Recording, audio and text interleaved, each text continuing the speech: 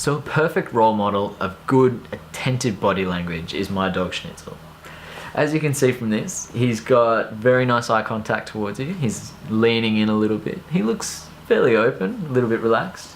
And so this is the way that I try to be in all of my sessions with clients. So if you want to have good body language like Schnitzel, there's a few things to remember. And so there's an acronym that will help you kind of remember most of that stuff, which is shoveler.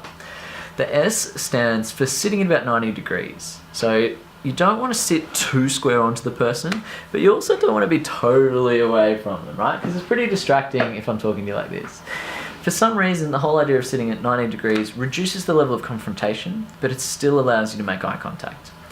The next thing is doing an appropriate amount of head nodding, right? So just the occasional nod of your head allows you to show that you're really listening and understanding. Being totally blank face is not good, but also being too much like a bobblehead isn't going to be good either, okay? The O stands for having an open posture.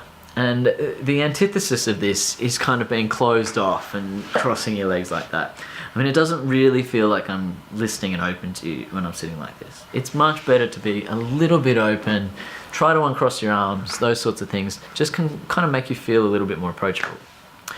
Verbal following is making sure your tone of voice kind of matches the other person.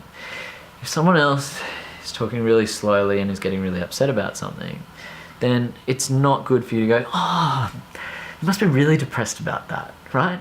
Like you try to match your voice to theirs. If they're really excited about something, then you can be really excited. If they're really slow and just being really considered, then it's good for you to slow down and follow them. The L stands for leaning forward a little bit. And that's because it's sort of leaning in, particularly when there's something emotional that someone's talking about. It does show a certain level of attentiveness that you don't kind of get when you're leaning right back like this, okay? In the same way, making an appropriate amount of eye contact is helpful because you want your eyes to be available when the other person's talking. Now, they're not going to be looking at you the whole time, but what you really want to avoid is the moment that they look up, you're kind of looking off into the distance, okay? And the last thing is about trying to be relaxed. As with everything in life, there can be too much of a good thing. Really be careful not to have your posture being too open. You can have too much eye contact and be leaning in too much. You really can be too relaxed, okay? The important thing is to try to strike a balance with all of these body language things.